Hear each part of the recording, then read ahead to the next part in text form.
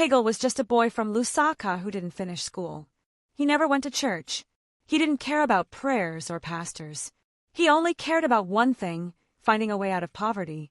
The streets were loud with car horns, dust, and people trying to survive. Kegel sold second-hand shoes at a corner near the bus park. But deep inside, he wanted more. He wanted to be seen. He wanted power. One night, while charging his phone at a roadside stall, he saw a viral video on someone's screen.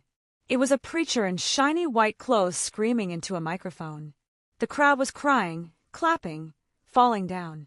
The caption said, "Fire man of God delivers woman from snake husband." People around the phone were laughing and reposting. But Kegel was not laughing. His eyes were shining. "This is it," he whispered. "This is my way out." The next day, he changed his name. Not legally, just in his heart. He was no longer Kegel the shoe seller. He was now Prophet Umbella, the voice of thunder and fire. He borrowed a white suit from a dry cleaner's cousin and promised to return it in 2 days.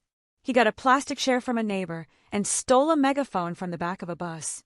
Then he used a borrowed phone to design a poster. "Deliverance Temple of Power, come and receive fire." This Sunday, healing, visions, power.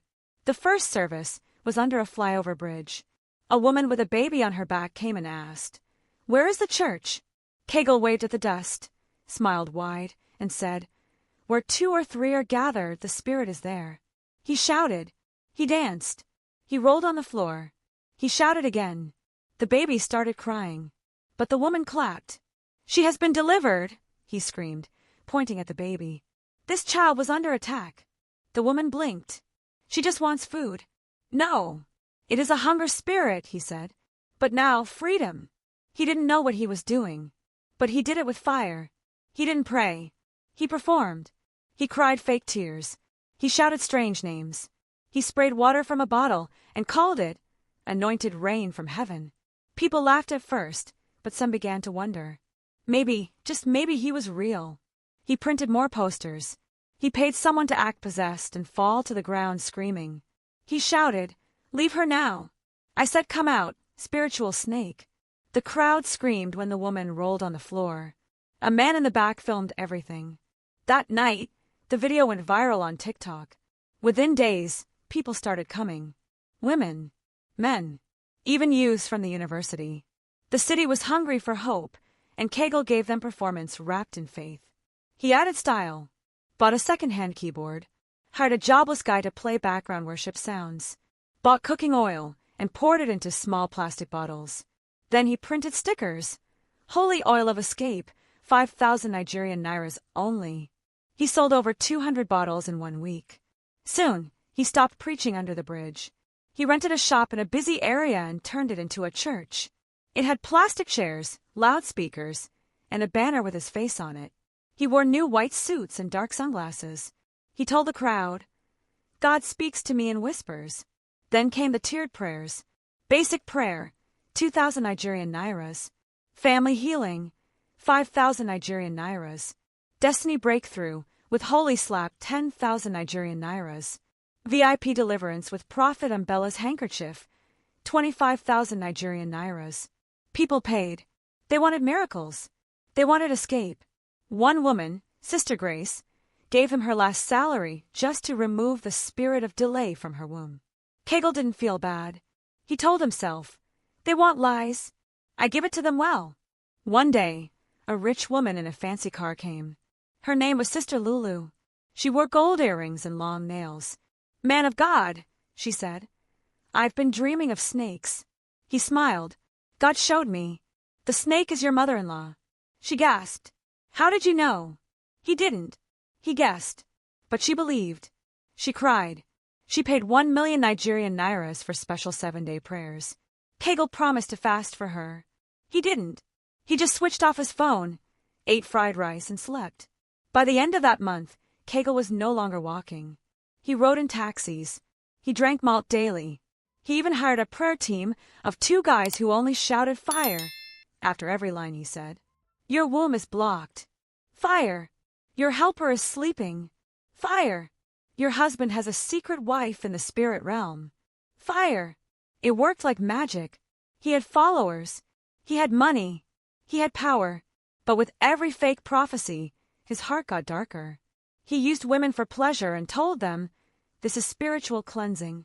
He sold water he fetched from his bathroom and called it River Jordan Healing Solution.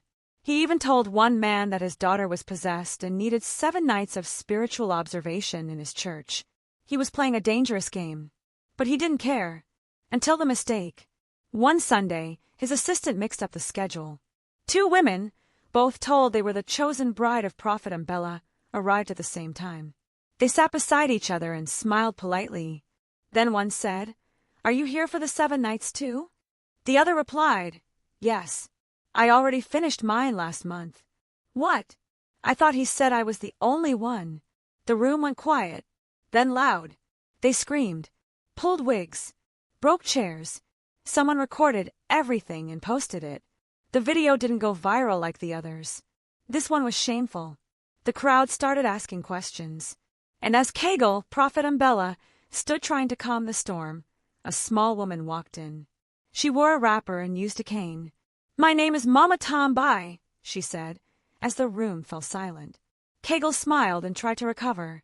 "Welcome, Mama. The Lord has something for you." She sat. "My leg pains me," she said.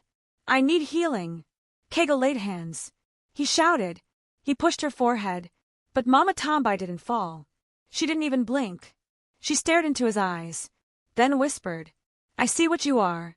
Kegel's hand was still on Mama Tombai's forehead when she whispered, "I see what you are." His heart skipped. The room was silent. Even the 2 women who had just fought stopped to watch. Kegel gave a fake smile. "Mama, the spirit is exposing the root of your pain." She smiled too, but hers was not fake.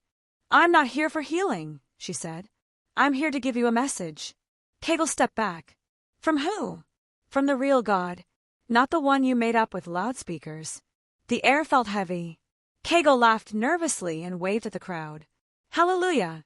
Mama is full of the Spirit." But Mama Tombai didn't laugh. She looked around and said loudly, "This man is not a prophet. He is an actor. A liar. A thief of people's faith."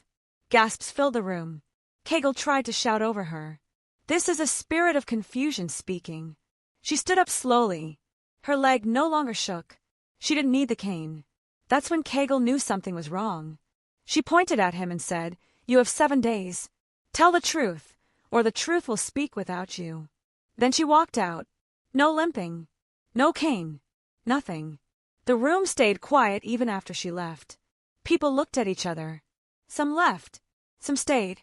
Kegel forced a smile and clapped. "Let's continue the service." But nobody clapped with him. That night, he couldn't sleep. He locked all his doors, closed the curtains, switched off his phone, but his heart was beating like a drum. At midnight it started. A loud knock at his door. 3 times. Knock, knock, knock. He jumped up. "Who's there?" No answer. He looked out the window. No one. He tried to pray, but he didn't know how. He only knew performance. When he closed his eyes, he saw Mama Tombai's face. Then the face turned into something else. A giant eye, watching him. Then he saw fire. Not church fire. Real fire. It was inside him. Burning. He screamed and fell off his bed. When he woke up, his bedsheet was wet with sweat. Day 1. The next morning, his voice was gone. Not a cold. Not sickness. Just silence. He opened his mouth. No sound. He went to the hospital. The doctor said, "Your throat is fine. Are you stressed?" He nodded. The doctor smiled. "Then rest." But how do you rest when your own dreams chase you? Day 2. He returned to church in silence, wrote words on paper, and gave it to his assistant to read out. But the assistant was scared. "Sir, maybe you should rest?" Kegel forced a smile. Inside, his stomach felt heavy. That night, a rat walked across his face while he slept. When he woke up, his bed was covered in feathers. From where? He didn't have a chicken. Day 3. He tried to speak again.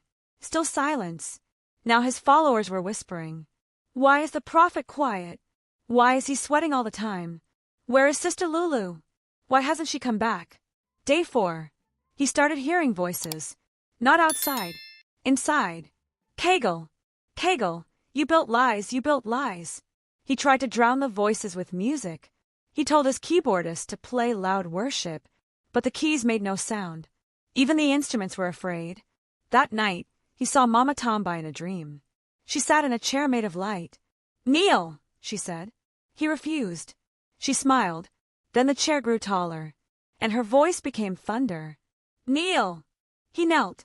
Then she vanished, and a giant shadow swallowed him. He woke up choking. Day 5. He canceled church service. No more deliverance. No more lies. He stayed in his room and cried. He looked at his posters, his suits, his handkerchiefs. Everything felt like poison. Day 6. He wrote a note. "I will confess tomorrow." But fear grabbed him. What if people beat him? What if the women he used attacked him? What if they laughed? He remembered the money he took from Sister Lulu. 10 million Nigerian nairas in total. He remembered the girls he touched and said it was holy cleansing. He remembered Sister Grace's tears when she said, "I still haven't conceived." He covered his face. Day 7. He wore simple clothes. No white suit. No perfume. No ring. Just a t-shirt and jeans. He walked slowly to his church. He stood in front. The morning sun was high. People were passing. Some waved. He raised a cardboard sign. It said, "I am not a real prophet. I lied to you all. I am sorry." At first, no one noticed. Then someone shouted, "Is that Umbella?" People rushed. Phones came out. Cameras clicked. He knelt. Tears fell. He shouted with his voice now back. "I lied to you all." Gasps. "I used women.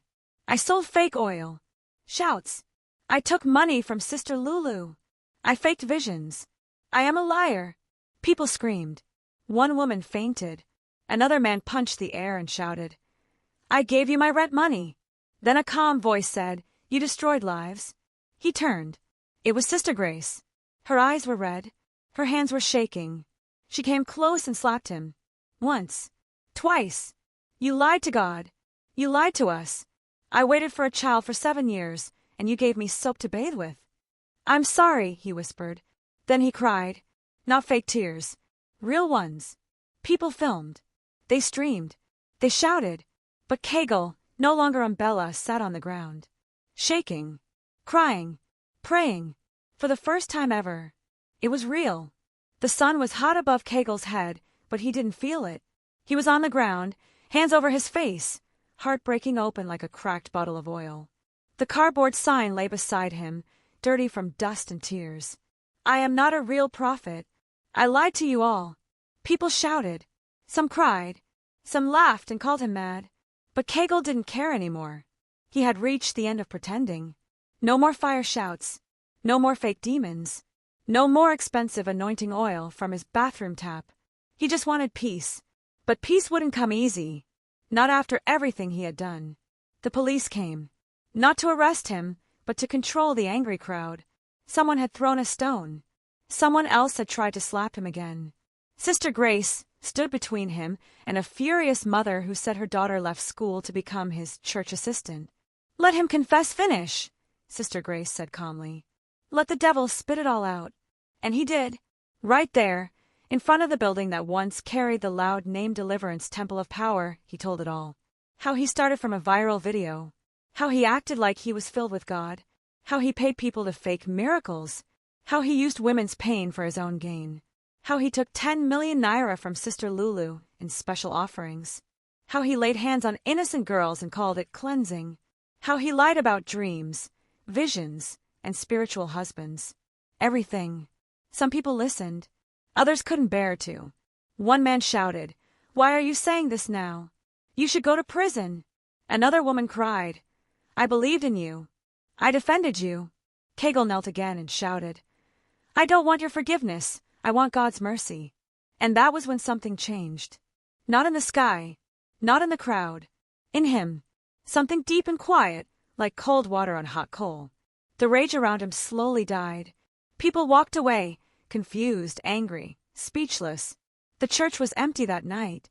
No drums, no fake visions, no candles. Just a man sitting inside alone, whispering real prayers for the first time. "God, if you still hear people like me, I'm sorry. Please, Don't let me die like this. That night, no dreams came. No shadows.